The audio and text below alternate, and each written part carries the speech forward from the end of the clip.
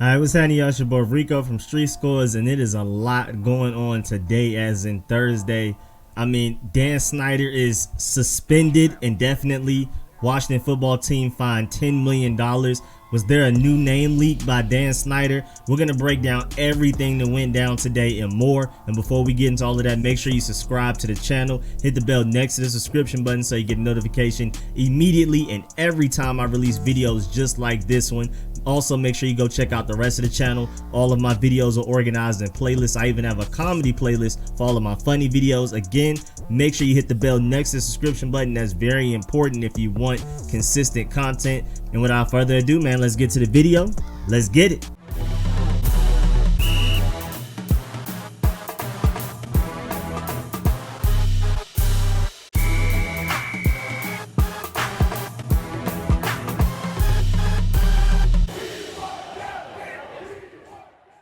Alright, so today isn't Thursday. While I was out cutting grass for a gas station and a church nearby, the NFL officially decided to fine the Washington football team $10 million as a result of the league's investigation into the team's culture. The money will be donated to charity. That's pretty cool too, that the $10 million is going directly to charity, that it's not just the NFL just taking it and putting it right into their pockets. And it's also interesting too because even when Tanya Snyder, Dan Snyder's wife, I did a whole report on that 2 days ago, she was hired as a co-CEO, and it was speculation around the fact that this may be a smokescreen. Maybe let's go ahead and throw something positive out there before something big and negative hits us, and that's exactly what happened.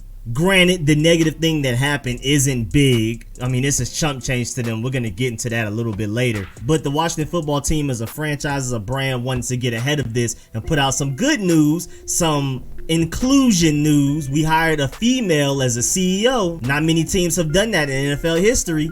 And I did a whole video breaking down all of the forward thinking and minority hires we've done in major roles, top to bottom in this organization, coaches and front office. You can go check that out as well. And then the Tanya Snyder news, even though it falls in line with all of that, you can kind of tell like, okay, something's bad is about to happen. They want to make sure they put out some positive news so they won't just be straight up in negative news. Also, it's a chess move because now that Dan Snyder will technically be suspended, we're going to talk about that a little bit later, Tanya Snyder, again his wife, will step in his place, kinda. Lisa Frill, the NFL special counsel for investigation, said the culture at the club was very toxic and fell far short of the NFL's value. That's where this almost suspension came from in this $10 million fine. She said that the workplace at the Washington football team was hostile culture-wise in a conference call with reporters. Beth Wilkinson and her team interviewed more than 150 people, many of whom used to work for the Washington football team. But overall, Beth Wilkinson's investigation into the Washington football team found the workplace highly unprofessional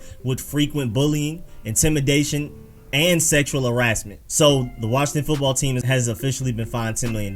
They made 10 org recs and set up reporting obligations. And there's a whole thing, you can go look it up, but number one, they have protocols for reporting harassment. You can read the details on that. They have disciplinary action plan. They have regular culture surveys, regular trainings, a more diverse workforce. They have to establish clear lines of authority.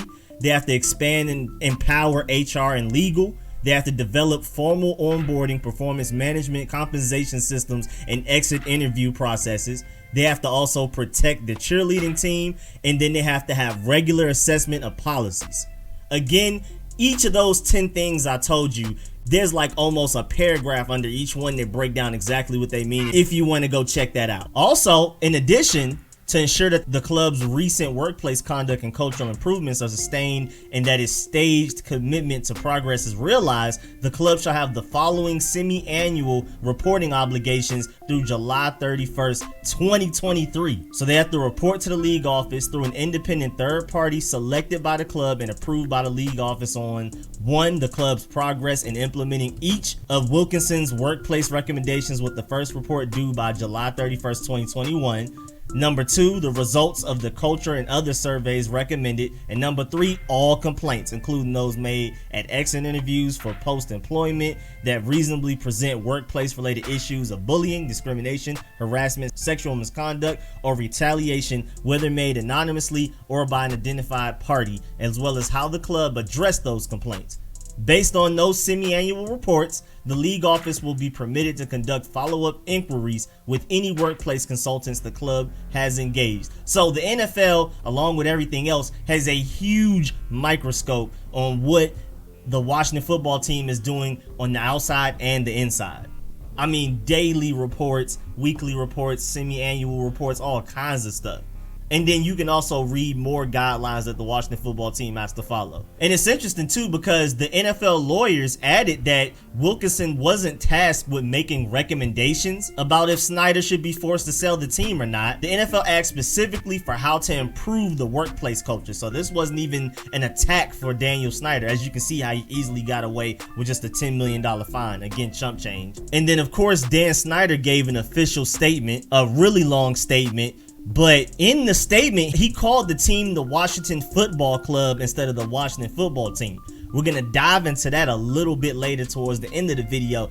But there's a whole statement you can read. I don't want to waste y'all time. Another 5 to 10 minutes just reading that statement if you want to go check it out. It's always just the typical PR stuff. Nothing notable except for the fact that he called the Washington Football Team the Washington Football Club. I mean, the sentence literally goes, and a commitment to ensuring that every employee of the Washington Football Club comes to a professional and respectful workplace every day. We're going to talk about that a little bit later though. And I think we definitely got off pretty easy because thank goodness the fans aren't punished. No draft picks, no cap space penalty or things like that. So that's really dope that we're not affected at all. But it's crazy that like in 2012, we lost $36 million in cap space because of how we structured contracts in 2010. But in 2021, very toxic sexual harassment case, $10 million fine for Dan Snyder, and that's it. And technically a temporary suspension, but not really. It was voluntary. We're going to get into that later. And Mitch Tisler breaks it down perfectly. For context, that $10 million fine for a $3.5 billion organization is the equivalent to a $285 fine for somebody earning $100,000 a year. Now, that $100,000 a year is still a huge number to me. I don't know anybody making that, but I see what he's saying. That's relatively chump change. But, I mean, the reason that we got off so easy as a whole, including Dan Snyder, is because the NFL lawyers and everybody that investigated this case believe that Ron Rivera and Jason Wright are moving this team into the right direction culture-wise. If it weren't for Ron Rivera and Jason Wright and a myriad of other people, the punishment may have been far more severe.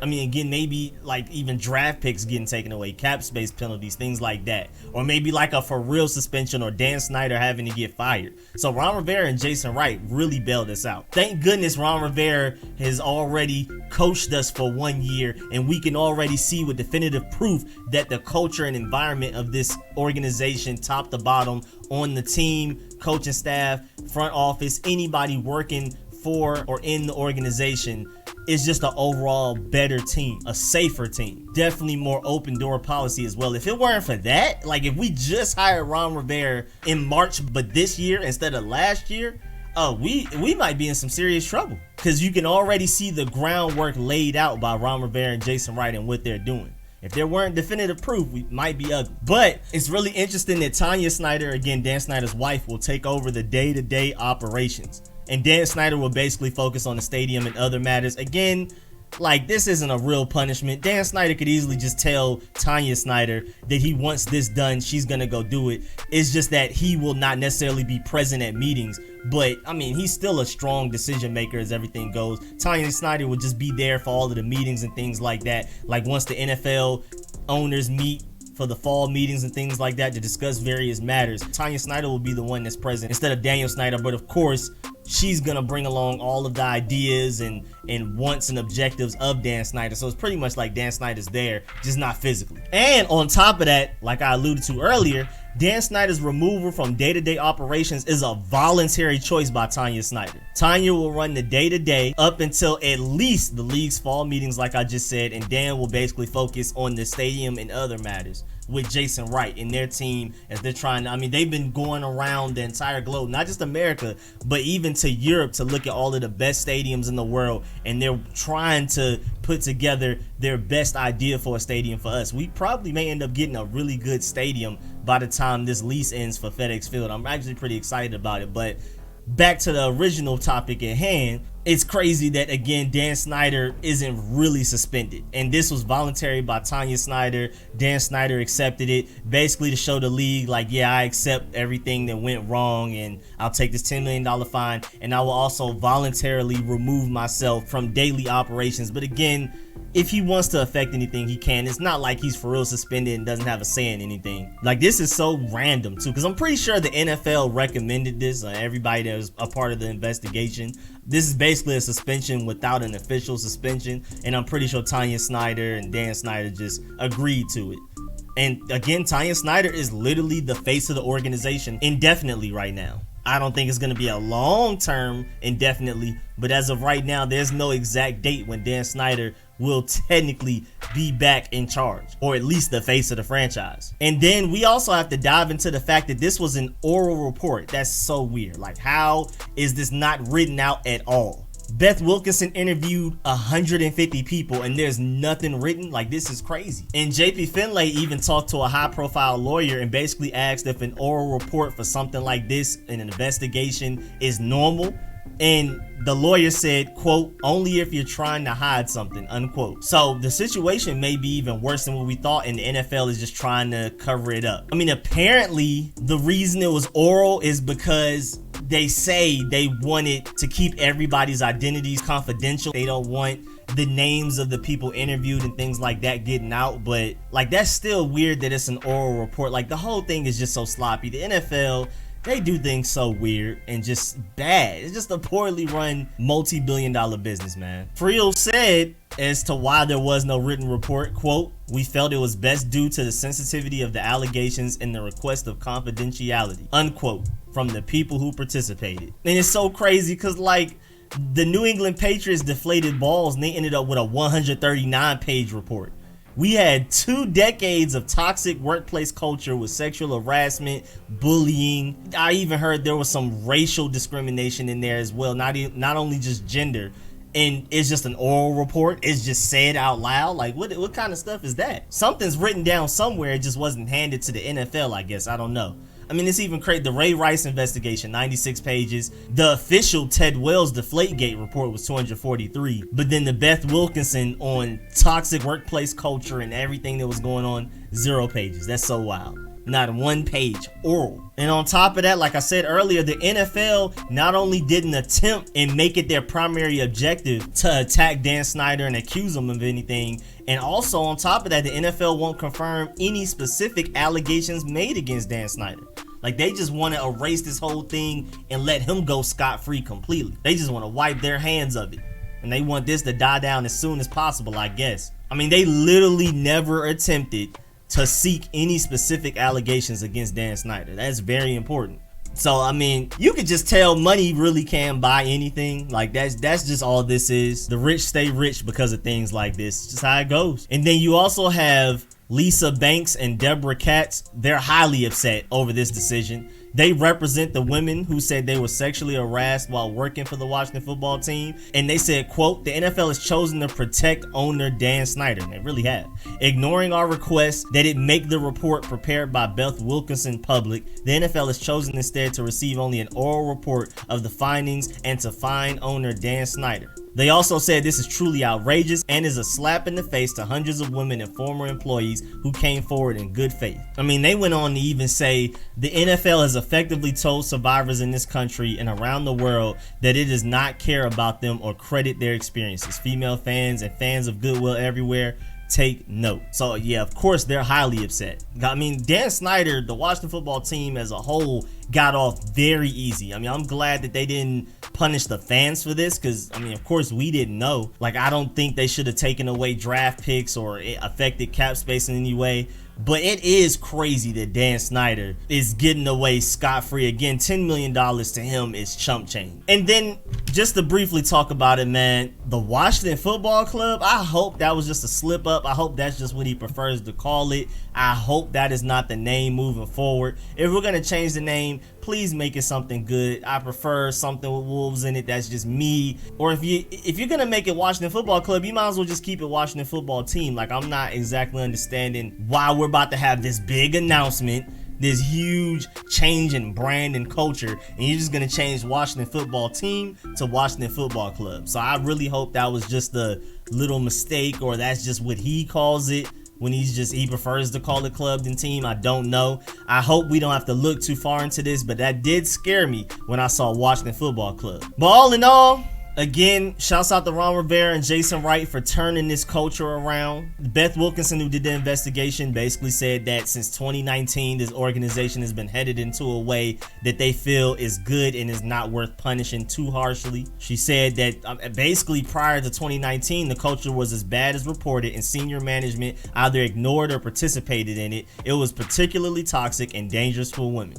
And like I said, Washington has to abide by an entire 10-point checklist and semi-annual checks and all kinds of interviews and surveys and things like that. So this organization has a microscope on them that the NFL is not playing about. And these 10 points, which include culture surveys, are checked every 6 months until July 2023. So until July 2023, they are under this huge microscope. And again, also to summarize, Dan Snyder will not be running the day-to-day operations, at least in person. I'm pretty sure he still will be. I'm pretty sure anything he wants to happen will happen. Tanya Snyder is basically just the face and the voice of it right now. But it's going to be a few months at least that Tanya Snyder is technically the face of this organization. It's kind of crazy. And also, again, to summarize, no written report, only oral. That's so weird. And again, shouts out to Rivera and Wright for bailing this out, because this punishment could have been way harsher and could have been a well-deserved punishment if it weren't for them.